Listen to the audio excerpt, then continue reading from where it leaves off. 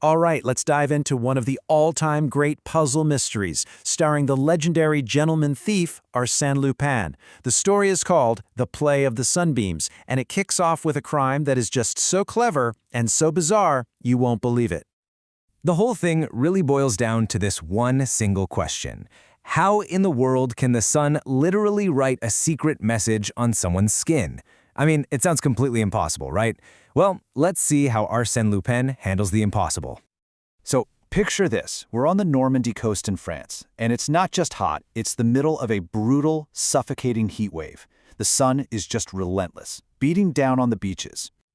And in the middle of all this heat, that's when they find him, a man's body, lying face down on the sand. At first glance, everyone thinks, okay, this is tragic, but simple, a classic case of sunstroke.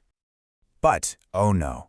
When the police turn the body over, that simple tragedy just explodes into this completely impossible crime, because the man's entire back is covered in a dark, complex cipher, a message that looks like it's been burned or maybe even tanned directly onto his skin by the sun itself.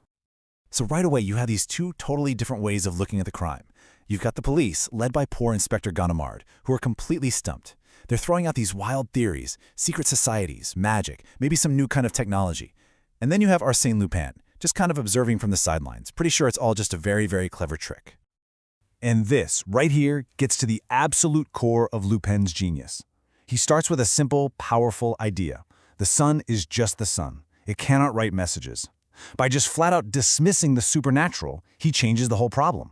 The sun isn't the one doing the writing, it's just the tool, the agent, being used to pull it off. You can actually see his method laid out pretty clearly here. Step 1, forget about magic. Get rid of the impossible.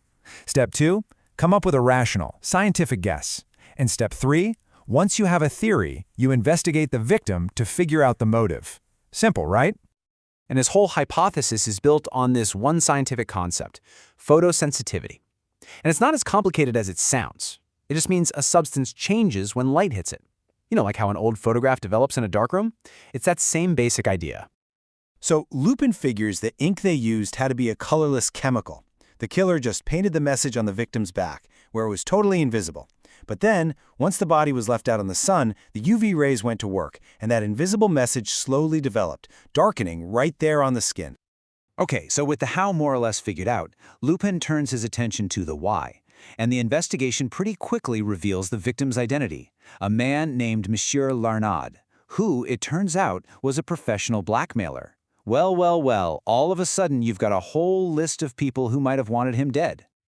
But that just makes things weirder, doesn't it? I mean, think about it. If you're a killer and you're trying to get away with it, why on earth would you leave this bizarre, attention-grabbing message on the body? It makes absolutely no sense. And this is the moment of pure genius. Lupin realizes the message was never meant for the police. It wasn't a clue, it wasn't a taunt, it was a secret, private message, meant for an accomplice. The killer's logic, when you think about it, was actually kind of brilliant in a twisted way. They must have killed Larnaud and found some information they desperately needed, but they couldn't risk getting caught carrying it. So they used the body itself as a messenger, a dead drop. No risk. The sun would just deliver the message to their accomplice who was waiting for it. And as for the specific ink, Lupin, with his knowledge of chemistry, nails it almost immediately. It's silver nitrate, a classic photosensitive chemical that turns black when it's exposed to light, a simple and elegant solution. So what does the cipher actually say? Well, once it's decoded, it's not some grand secret society password. It's something way more practical, way more urgent. It's the combination to a safe, the very safe where Larnaud kept all his blackmail material. So now Lupin knows the what, the why, and the how. The only piece left is the who. And the trap he sets is just beautiful in its simplicity. If the accomplice needs the combination to the safe, they're eventually going to have to go to the safe. So Lupin just heads to Larnaud's apartment and waits. And sure enough, a young woman shows up.